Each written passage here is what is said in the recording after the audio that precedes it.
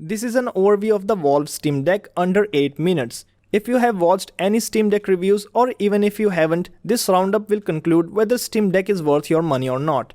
I have collected the important points including the official data from Valve and analysis from different reviewers on the Steam Deck that mainly includes Linus Tech Tips and Gamers Nexus, and have summarized it for you. You can always watch their fully detailed reviews as they are awesome, but if you want to get a summary in very short time, watch the video till the end and from there you can decide if you should book this device or whether you should go for a full PC build.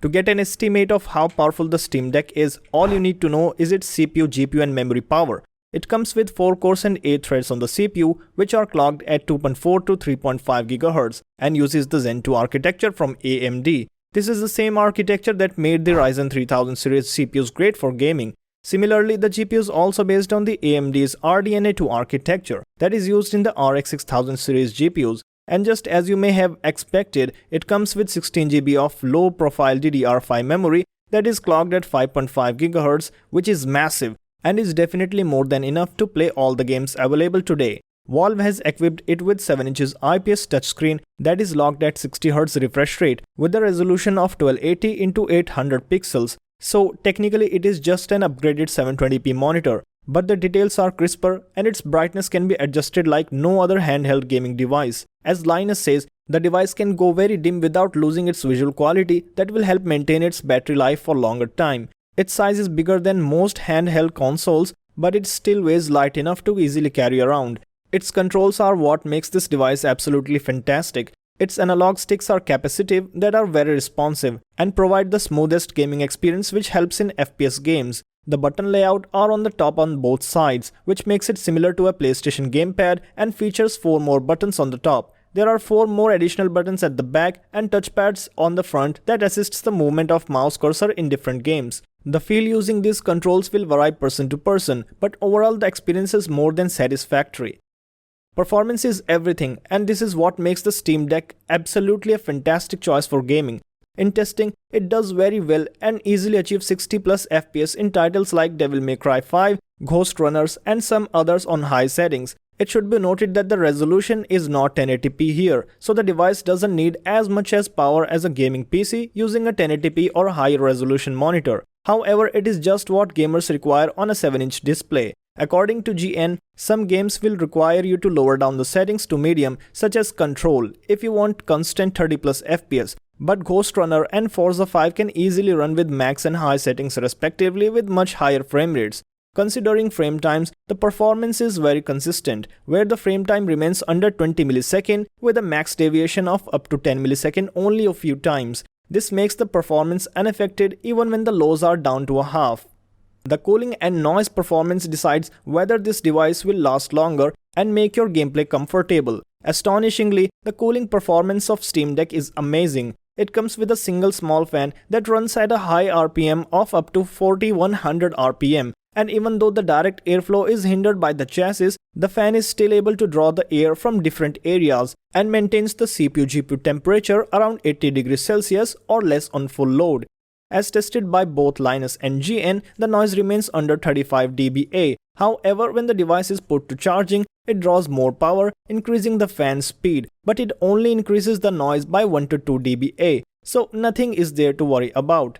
As far as the connectivity goes, it comes with a headphone jack if you don't need the speakers, although the speakers are good enough for a small device like this. It also comes with a USB Type-C port for connecting peripherals, and if you want to use a bigger screen, you can use the Steam Dock connecting to the USB-C port, which Valve will sell separately, from where you can get even more ports for peripherals. This won't affect the performance of Steam Deck, so whether you use the dock or not, the performance will be the same. Other connectivity features include Bluetooth 5.0 support, dual band Wi-Fi that supports both 2.4 and 5 GHz frequencies. This allows faster download speeds on the device, which you definitely would want.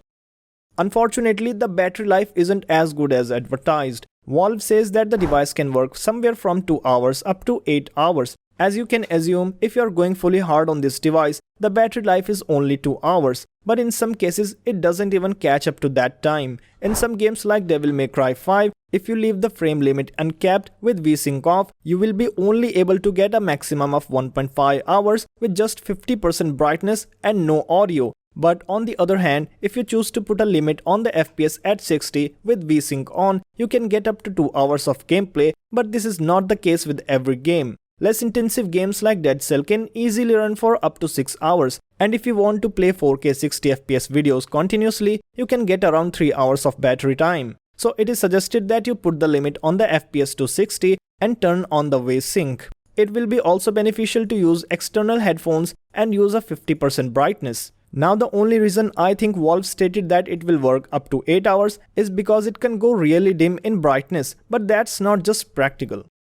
The Steam Deck uses Steam operating system, making access to the games easy and fast. You just need to switch on the device and that's it. Now it also depends on the storage device you will be using. Steam Deck is available in 3 different storage options that also vary in the costs.